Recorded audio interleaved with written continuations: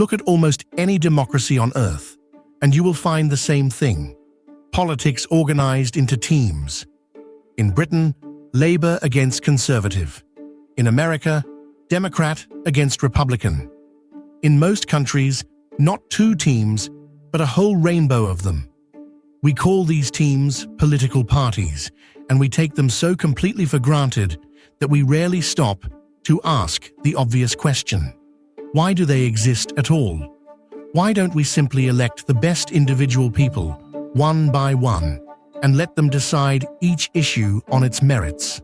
The answer turns out to reveal something deep about how power works, how large groups of people actually make decisions, and why, almost everywhere humans hold elections, they end up sorting themselves into these colored tribes. Start with what a political party really is. At its simplest, a party is an organized group of people who share broadly similar ideas about how society should be run, and who join together to win political power, usually by contesting elections, in order to put those ideas into practice. But it is more than just a set of politicians. A party is a whole machine. Leaders and lawmakers at the top, yes, but also members, activists, donors, and loyal voters. A name and a brand. A set of policies, called a platform or manifesto, and an organization to fight campaigns and pick candidates.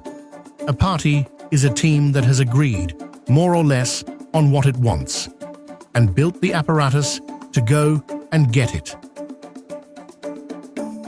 So why do these teams form in the first place? The first and deepest reason is simple: strength in numbers.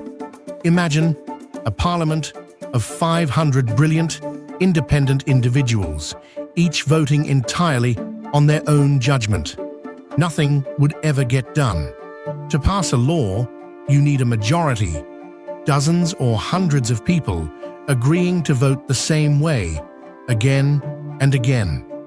That kind of stable cooperation does not happen by accident. Parties are the solution. They bundle politicians into disciplined blocs that can reliably command a majority, form a government, and actually govern. Without parties, a legislature is just a crowd of individuals. With them, it becomes a machine capable of making decisions and sticking to them. The second reason parties exist is on the other side of the ballot box, with the voters. Think about what an election really asks of you. To choose perfectly, you would need to research every single candidate, learn their views on hundreds of issues, and predict how they'd vote on problems that haven't even arisen yet. No one has the time, and no one does it. A party label solves this. When you see that a candidate belongs to the Greens, or the Conservatives, or the Socialists, you instantly know roughly what they stand for. The party is a brand, a shortcut, that compresses a mountain of information into a single word and turns an impossible decision into a manageable one.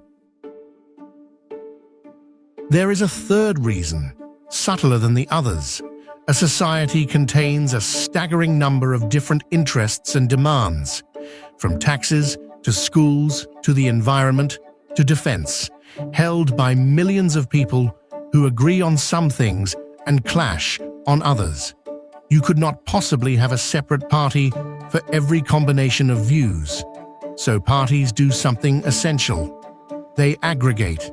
Each one gathers a great bundle of positions and interests and ties them together into a single, coherent package. A worldview you can vote for as a whole. Instead of a chaos of 10,000 separate causes, the voter is offered a handful of broad, rival visions. Parties take the messy infinity of what people want and boil it down into a real, usable choice. Parties are so useful that they seem to be almost unavoidable. The most striking proof comes from the United States. The men who founded it actually detested the idea of political parties. They called them factions and feared they would tear the young republic apart. George Washington, in his farewell address, warned the nation solemnly against them. And yet, within just a few years of the founding, parties had formed anyway, growing directly out of the disagreements between the founders themselves. The lesson has repeated everywhere. Wherever you set up an elected assembly and let people compete for power, parties emerge, whether anyone intends them or not. They are not a flaw in the system. They are the natural shape that mass politics takes. So parties exist, but they differ, often bitterly. How do we make sense of the differences? The oldest and most famous shorthand is the line from left to right. It was born, quite literally, in the French Revolution. In the Assembly of 1789, those who supported the king and the old order happened to sit on the right-hand side, and those who wanted radical change sat on the left. The labels stuck and spread across the world. Roughly speaking, the left tends to prioritize equality and change, and a larger role for the collective and the state. The right tends to prioritize tradition, order and hierarchy, and a larger role for free markets and private property.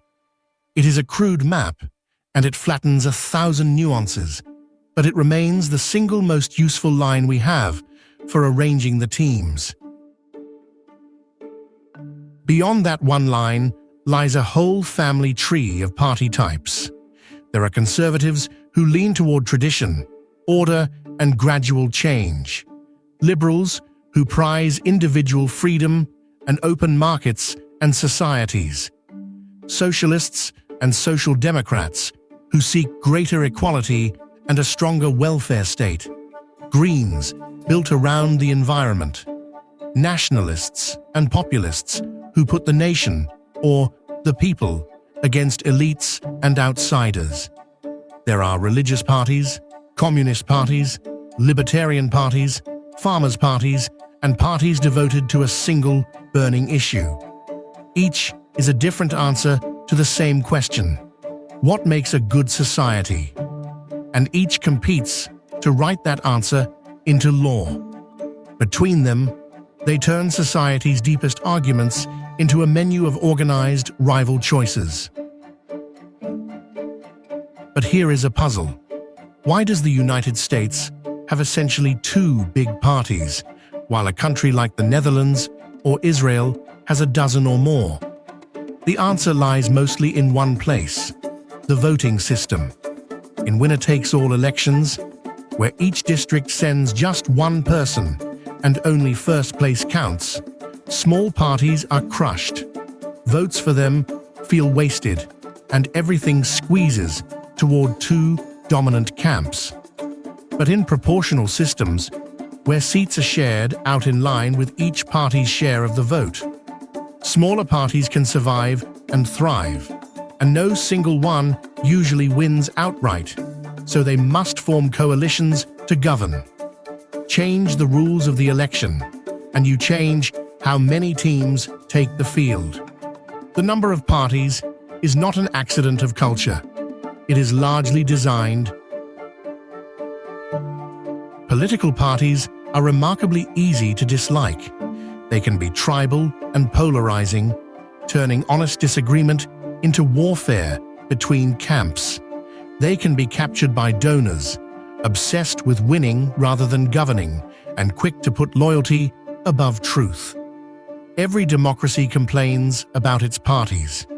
And yet, in more than 2 centuries of trying, no one has ever found a way to run a large, modern democracy without them.